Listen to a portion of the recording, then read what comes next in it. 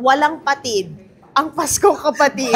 Personified. Walang patid ang Paskong Kapatid. Yeah. How was it recording it? Like, I know what's the meaning behind it for you. Paano nga ba? Hindi kasi sila, yung mga bata talaga nag-record niyan. Oo. Medyo backup lang yung mga may edad. Talaga ba?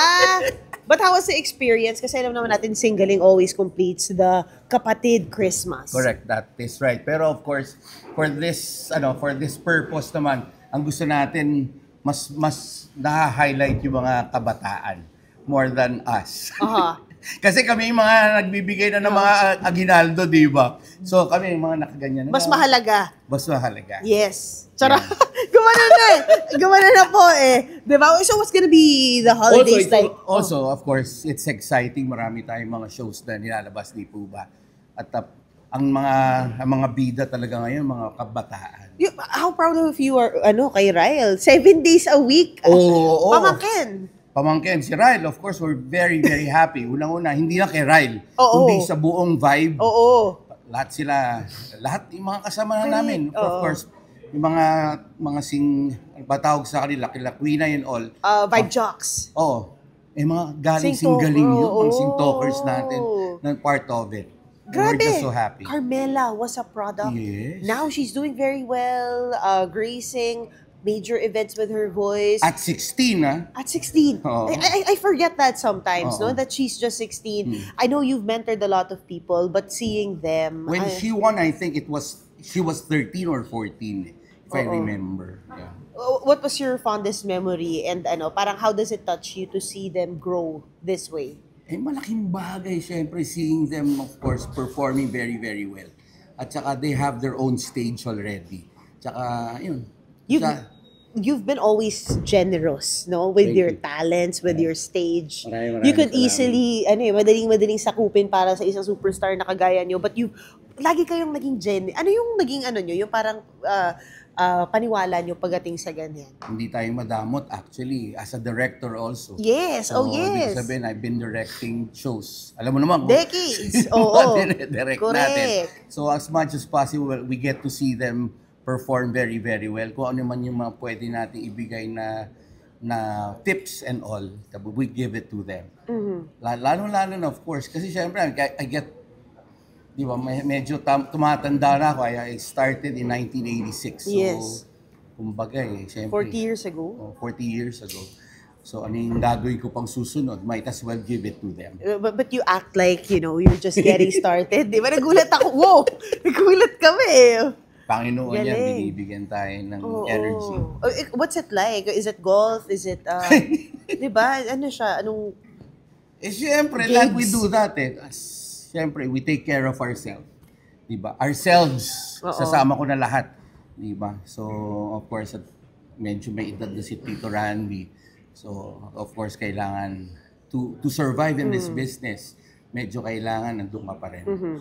So, we try to do everything to survive para pahabain yung career natin. Well, grabe naman, wala namang question about it. But, household name, di ba? And ngayon, kumbaga, you're passing the baton to everybody. To everybody. To all the young ones, yeah. And what's Christmas gonna be like? Are you gonna be here with family? Of course, yeah. Wala naman akong wala na akong hinihiling pa, ika nga, when you're talking of Christmas and all, andito na sa ating lahat So, we're just praying na maging ma-resolve lahat. Kung ano man yung mga problemang nangyayari sa ating country, ma-resolve at maging maganda para sa buong Pilipinas ang Pasko. And wait, speaking of resolve, kamusta pala yung brother mo? How's Raymart? He's good. He's very good. Kung ano naman ang naririnig nila syempre, mahirap na magsalita. Medyo very touchy yung mas magandang maayos ng maayos. How do you support him as a brother? Very supportive yung buong pamilya. So it's a matter of who you listen to, ika nga, at saka kung sino yung pinaniniwalaan mo. So yun na lang sasabihin ko, di ba? What do you want to tell the fans? To whose fans? Kaya general audience. Showbiz fans.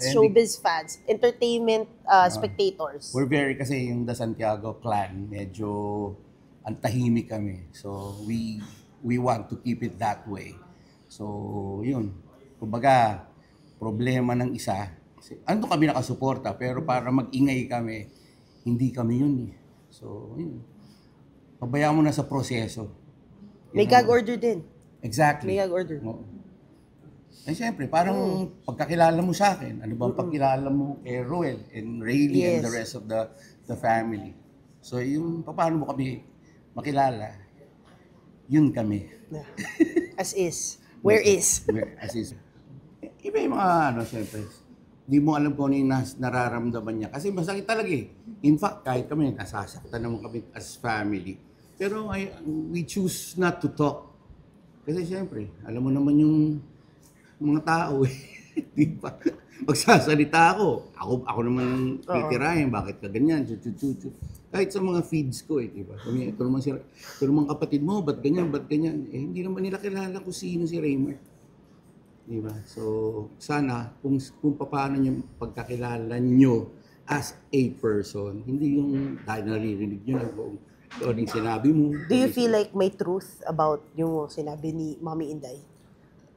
Siyempre wala. Siyempre, ako alam kong nandun ako sa loob eh. So, I would know. As a kuya. Kumbaga, ako na lang inaasahan. My mom's gun, my dad's gun. Kung gusto ko magsasalita ako eh. But I choose not to. So, kumbaga, problema nila yun. He will solve it. Buti he gave a statement. Si Raymart, di ba? Nagsalita na siya. Hindi, kasi kailangan eh. Oo. May mga lawyers eh. So, sila nag-uusap ng mga lawyers. But on our end, yakap lang kami. At saka, show your support. Eventually, magsasalita yung mga kapatid. Sila. Sa court? Hindi, yung magkakapatid. Talaga? Sila. Di ba? Siyempre, alam mo naman, may Marjorie, meron kang Gretchen. Eventually, they will talk. Pero kayo na magkakapatid? We choose not to talk. So, kasi, siyempre, alam namin yung kinalalagyan namin. Or masyadong, kampante kami sa pag-uugali namin. Mas kilala namin yung sarili namin. May legal matters na involved? Kami, legal matters, wala kami kinalaman kasi dun eh. So, nayayaan mo sila ka. Mas masasolve yun, matapang yun. So speaking of Christmas, ano yung mga family traditions na stick with you? The whole family, nandun. Actually, siyempre, dati nandun si mama, si papa. Pero kami na lang. Yung family ko bilang panganay. So usually sa akin ng 24, sa kapatid ko naman ang morning, ang 25th for lunch. Oh, that's nice. And how did you discover Santa? Yung si Santa. Si Santa, how did you discover? Feature question na yun. Baka lang nalito ka from Raymart to Santa. Feature question na siya. Nakakompile. Dati nung bata-bata ako, nakikita ko, inaabang ako si Santa. Hindi, marami naman naibigay sa akin si Santa during my earlier years. Nung kabataan ko, marami. Tatanong mo sa akin kung totoo ba si Santa? Kung paano mo na-discover na hindi siya totoo? Oo, bakit? Totoo siya. That's it. Pabayaan mo sa mga kabataan na totoo si Santa. There is a Santa, ika nga. Christmas wish na lang. Last. Si Christmas. Ay, tinanong mo sa akin, yung ma-resolve lahat, lalo-lalo sa aking kapatid. Peace of mind. Para sa kanya at kung sino man. At pangkalatan, siyempre, para sa buong Pilipinas na maging masaya ang ating Pasko. Yan. Lalo na sa ating mga kapatid. Thank you. Gusto ko yung parang how do you discover?